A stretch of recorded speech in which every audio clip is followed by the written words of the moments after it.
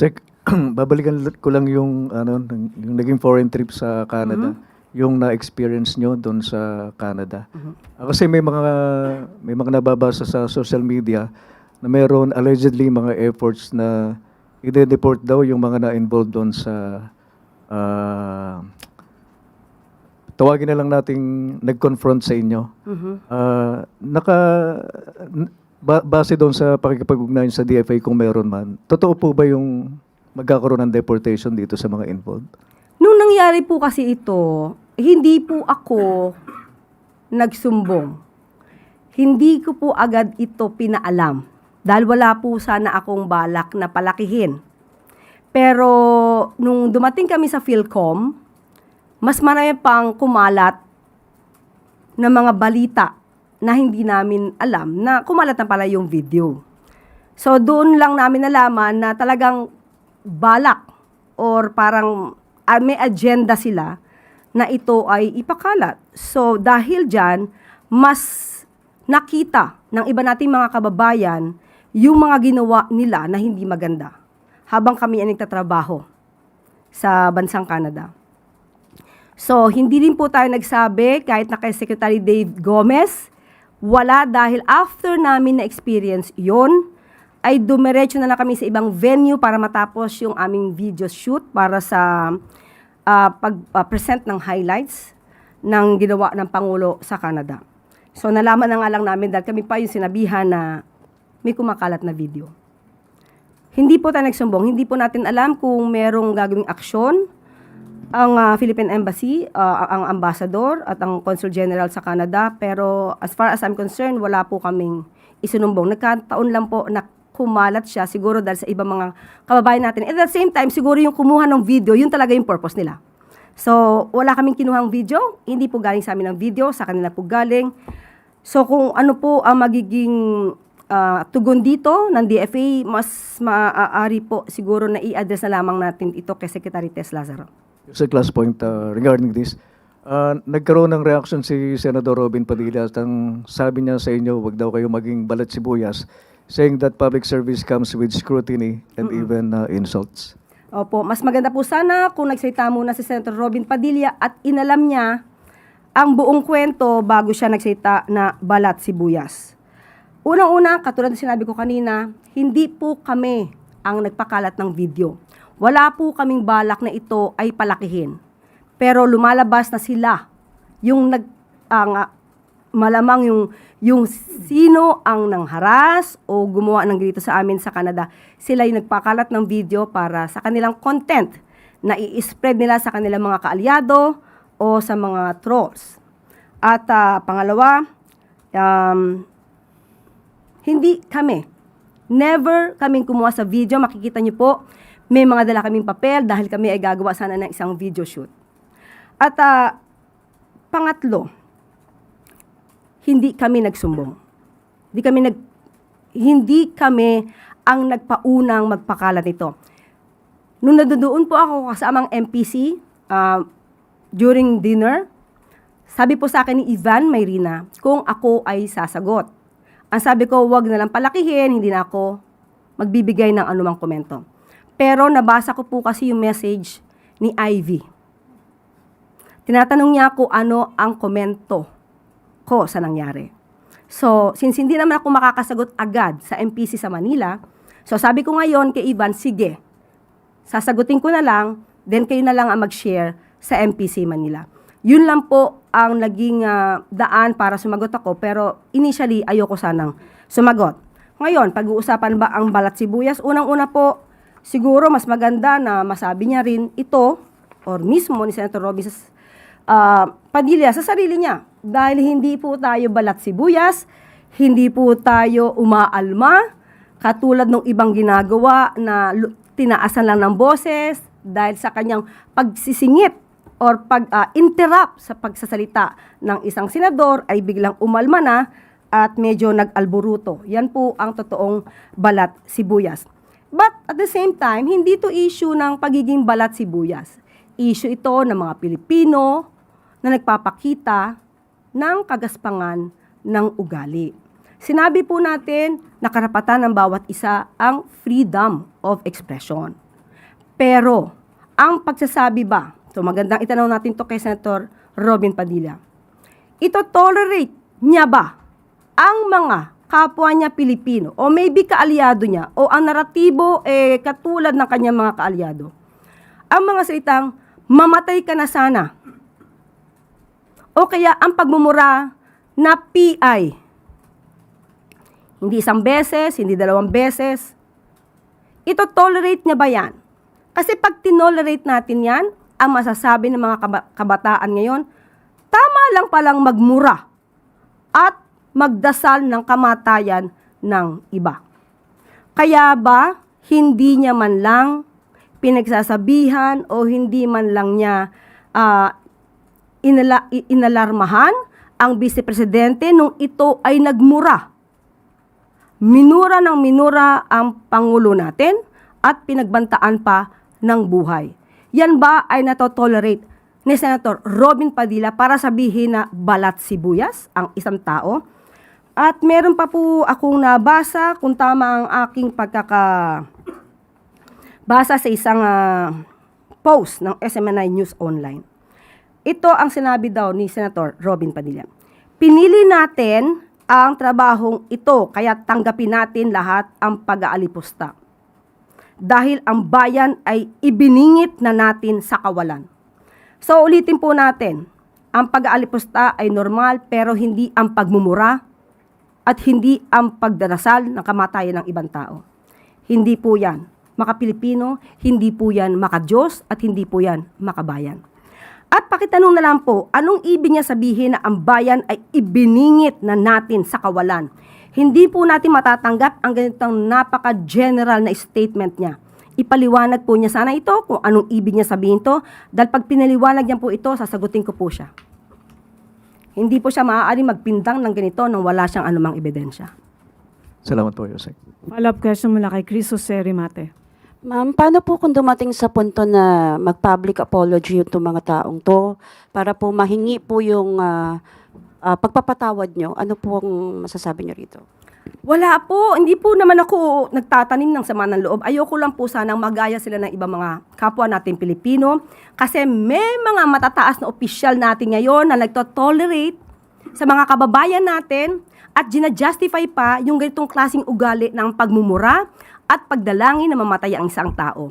Hindi po yan dapat tinotolerate. Sana yung matataas na opisyal natin ngayon dito, sila ang magsilbing modelo para sa kagandahang asal. Hindi sila yung nagsisilbing modelo para gayahin sila sa masamang ugali. Yusek, Senator Rodante Marcoleta is now in custody. What did the President say about it? Kung yan po ang isinasaad at sinasabi ng batas at yan naman po ang kautusan ng korte, yan naman po ay irerespeto ng Pangulo. Pero ang sinasabi po ni Congressman Mike Defensor just now, sabi po niya, nauna pa kaming makulong kaysa sa mga totoong nagnakaw sa kaban ng bayan. Mapapakulong nyo kami at mapapatahimik pero hindi kami susuko. Your reaction? Yun nga po, sana po ay minabdali din nila ang pagbibigay ng mga ebidensya. Konkretong ebidensya, hindi lang puro pamidya. Mas magkakaroon po ng resolusyon at ng solusyon kung sila ay nagsumiti kaagad ng mga konkretong ebidensya para kung sino yung mga tao na nais nilang papanagutin ay napanagot na po sana. Nadala na po sana sa korte ang mga kasong kanilang idudulog. Pero hanggat hindi sila nakakapagbigay ng konkretong ebidensya, hindi po talaga ito kakagatin ng korte. Pero yung sinasabi po ni Congressman Defensor na clearly wala raw basis itong case na isinampa kay Senator Marcoleta at sa kanya. Sa korte na lamang po nila ito gawin at depensahan. Okay, last na lang po. Ano po ang tingin ng Malacanang, how will this arrest, if this is considered an arrest, affect the happenings in the Senate, especially na ngayong araw magsisimula yung impeachment trial against the Vice President? Nasa kamay na po yan ng Senado. Ang sa atin naman po, sa anumang pagkakataon, kung ano man ang oras, kung ano mang araw, kung ano ang sinasabi ng korte, kung mayroon silang in-issue na warrant of arrest, hindi po ito mapapahinto. hanggat wala rin naman pong court order na maaaring magpahinto sa pagpapatupad dito.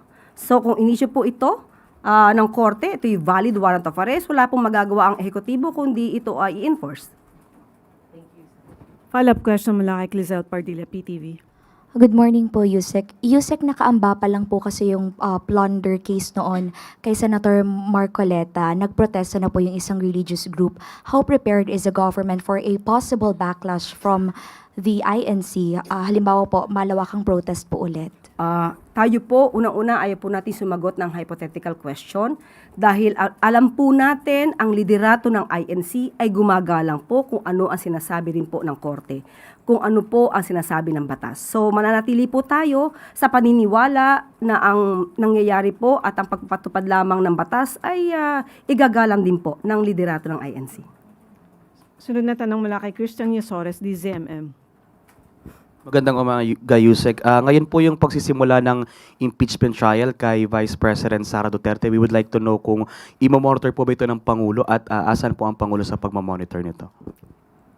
Hindi naman po kailangan mag-monitor ang Pangulo.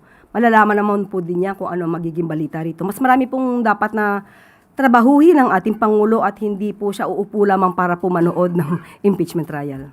May we know lang po yung thoughts ni President Marcos for today's impeachment trial na yung kanyang dating kaalyado sa pagtakbo sa halalan ay masasalang po ngayon sa isang impeachment trial. Katulad po na sinabi po natin even before at nagsalita na rin po ang Pangulo sa kapihan, kung may kinakailangan pong sagutin ay dapat lamang pong sagutin. Kung kaya naman po na malinis ang mga pangalan ay dapat lamang pong gawin. Mas maganda pong humarap sa nasabing trial para po siya na mismo ang sumagot ng mga akusasyon laban sa kanya. Sunod na tanong mula kay Harley Balbuena, IBC. Hi, good morning, Yusek. Morning. There are ongoing debates on the conviction threshold of Vice President Sara Duterte because under the Constitution, 2/3 of the votes of all senators are required to convict an impeachable official. However, several senators are currently legally embattled and apparently cannot actively participate in the impeachment trial. And there are actually talks from the House prosecution team to seek the lowering of the conviction threshold. May we have the pulse of thoughts on this? Hindi po makikialam ang ehekutibo kung ano man po ang magiging resolusyon patungkol sa issue na yan. Nasa Senado po yan kung ano po ang kanilang ipapatupad. Sunod na tanong mula kay Ivy Reyes, Billionaire News. Hi, Yusek. Good morning. Some congressmen already denied having heard hearing about a supposed impeachment complaint against Ombudsman Boyeng Remulla, but they did confirm and hear about a group looking for a congressman to endorse a complaint against Comelec Chair George Garcia. Nakarating na po ba ito? Comelec Chair. Yes, Comelec. Hindi pa po siya nagiging issue sa ngayon. So hindi pa po napag-uusapan ang issue na yan. Po. Pero there being a group looking for a congressman to endorse a complaint, ano po ang nakikitang motibo dito ng palasyo? This is against Comelec Chair? Yes. Hindi po natin masasagot. Hindi pa po namin nababasa kung ano man yung complaint na yan. So, hindi po kami makakapagbigay ng anumang opinion patungkol dyan. Sunod na tanong mula kay Jervis Manahan, ABS-CBN. Magandang umaga po, Yusek. May mga push po ang ilang mga abogado. Sinasabi po nila na dapat daw yung mga senators facing plunder charges ay automatically masuspend at dapat daw ma-hold yung budget ng kanilang opisina, ipasarado yung opisina, pati na yung mga sahod ng kanilang mga staff ay i-hold na rin po. Ano po ang thoughts po ng Palace dito? Yan din po ay nasa kamay po ng Senado kung ano po ang kanilang ipatutupad. Kung wala po talagang maaaring trabaho sa nasabing opisina, it would really be unfair kung mapapaswelduhan kung wala naman nagiging trabaho. But still, ang desisyon na po na yan ay magmumula po sa Senado. Hindi po ito hahadlangan o pakikialaman ng ehekutibo. Follow up lang po kasi base dun sa plunder law, hindi po ba nakalagay na dapat automatically suspended ang isang senator na arrested for plunder? Tama po ba, ma'am? Dapat po ganon. Dapat po ganon. But still, sabi nga po natin, ito po ay nasa kamay ng Senado dahil marami rin po talaga maaapektuhan ng mga empleyado. But sabi nga po natin, kung wala naman nagtatrabaho, talagang maaari lang masayang ang pondo. And at the same time, kung ganito kasi talaga ang magiging epekto, yung mga tauhan mismo ang maaaring makapagpigil doon sa kanilang mga senador o yung mga congressman na kanilang pinagsisilbihan na huwag masangkot sa mga ganitong klaseng mga issue ng korupsyon para hindi rin sila maapektuhan. But still, sabi nga natin, ang anumang decision dito ay magmumula sa Senado. Thank you po.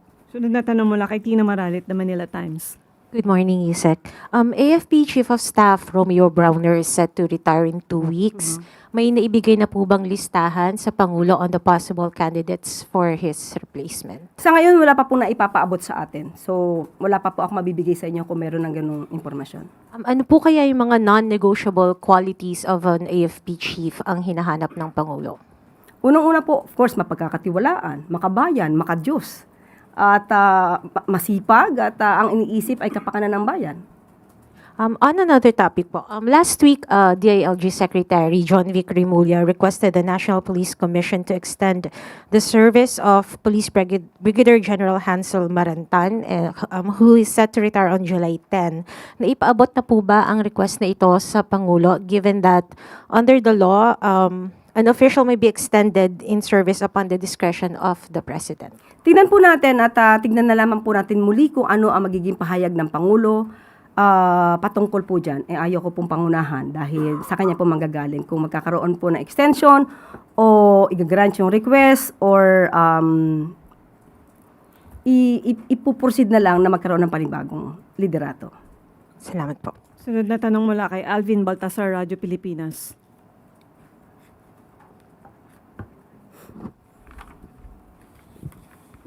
Yusek, maiba lang ko ng kaunti. Expected po na papasok sa Philippine Area of Responsibility yung Super Typhoon either bukas or Wednesday. Meron na po bang directive dito si Pangulong Marcos? Nakausap po mismo natin at humingi po tayo ng komento mula sa NDRRMC at ito po ang mga ipinag-utos. Unang-una, conduct pre-disaster risk assessment scenario meetings and keep NDRRMC and RDRRMC response clusters on standby. Robust and widest alert warning and information campaign across all channels and platforms. Implement preemptive evacuations in high-risk areas, secure safe evacuation centers, and set up livestock equipment zones. Preposition rescue teams, relief goods, and essential supplies, including special needs. And identify alternate routes.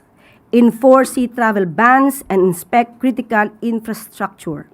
And provide early assistance to vulnerable sectors and monitor public health risk like flood-related diseases. So ito naman po ay whole of government approach. So lahat po ng ahensya na involve, kailangan pong kumilos. Yan po ang utos ng Pangulo. Thank you po. Sunod na tanong mula kay Samuel Medinilla, Business Mirror. Good afternoon po. Good afternoon po, ma'am. Mag-ask lang po ako ng clarification dun sa naging statement po ni President Marcos sa Canada po. Kung may epekto po ba or wala yung UMIC status ng Pilipinas sa interest rates ng loans na kukunin ng government from multilateral development institutions po? Opo, minabuti po natin tanungin mismo sa Secretary Frederick Go patungkol po sa issue na yan dahil napaka-technical na kailangan nating i-explain sa taong bayan. Ito po at babanggitin ko mismo ang sinabi ni Secretary Frederick Go ng Department of Finance. The effect on multilateral loans will not take effect immediately. Most of them have a period to see if we maintain the status for about 3 years before there is an effect on loan rates. And the effect is very minimal and only affect very few. So for 2026 or 2027, there will be no effect. And if ever there is, it will be very minuscule. So ibig po nating sabihin, kung may papataw man, magbabago ang rates, Hindi pa po ito mararamdaman sa loob ng 3 taon. Follow-up po. Meron po bang, ano pong, may na-mention po si President Marcos na pwedeng makaapekto sa grants yung UMIC status. Itatanong ko lang po kung ano po kayang grants na binigay na sa Pilipinas or a-applyan pa lang ng Pilipinas yung pwede pong maapektuhan ng UMIC status po pagdating sa grants. Sa ngayon, wala pa pong binibigay na particular o detalye ang Department of Finance patungkol po dyan. Last na lang po, na medyo nasagot na rin po nila, pero para lang po mas clear po, makakaapekto po kaya yung UMIC status pagdating po sa plans ng government to finance the 2026 budget and preparation po for the 2027 NEP po? Sa ngayon, wala pa po. Kasi sabi nga po natin, ito'y titignan sa loob ng 3 taon. So yung 2027 budget ay hindi naman po maapektuhan. Thank you po, ma'am. Sunod na tanong mula kay Erica Sinaking, Business World. Good afternoon po, Yusek. May we get the palace comments lang po. BSB Governor Remolona said that more banks are expected to waive or lower transfer fees. Secretary Go also po hopes all digital transfer will be free of charge. Does Malacanang share the same sentiment? Do you think zero transfer fees should be the standard? Yes, actually po, si Secretary Frederick Go bilang chair of the board ng Land Bank, sila po talaga ang nagpauna sa pamamagitan po ng Land Bank na ma-reduce ang transfer fees and to eliminate convenience fees for certain person to government transactions. At dahil po dito, nag-start po ang Land Bank, sinimula ng Land Bank, at sumunod na rin po ang BPI at ang RCBC. So, ito po ay sang-ayon na rin po sa kagustuhan ng Pangulo. Okay po, follow up lang po. For ordinary Filipinos, especially mga consumers po, may mga concern they are asking when will their own banks will parang match this trend. So, we understand that the rules is under BSP, but meron po bang anything na move ang Malacanang to encourage other financial institutions? Katulad po ng sinabi natin, pinasimulan po ng Land Bank. So, mas nanaisin po natin na lahat po sana ng bangko ay gayahin na rin po ang pinasimulan ng Land Bank para po makatulong sa ating mga kababayan. Thank you po. Last question mula kay Vivian Angeles, Daily Tribune. Hi, Yusek. On a different matter, following Alex Ayala's historic victory at Wimbledon, is the President considering granting her any incentives or special recognition? Nakita po natin kung gaano po kasaya ang Pangulo sa na nakuha na tagumpay ng ating kababayan si Alex Ayala. So, hindi ko po pangunahan ang issue na yan. So, hayaan po natin ang Pangulo ang mag-announce. Thank you, Yusek. Wala nang tanong mula sa Malacanang Press Corps. Balik sa iyo. Maraming salamat. At lagi po natin tandaan, ang bagong Pilipino ay nagpapakita ng mabuting asal dito man o sa ibang bansa. Hindi ipinagyayabang ang kagalingan sa pagmumura at pagbabanta sa buhay ng iba. Ang mga masamang elemento ay nilalabanan ng isang tunay na bagong Pilipino. At dito na po nagtatapos ang ating press briefing. Magandang araw para sa bagong Pilipinas.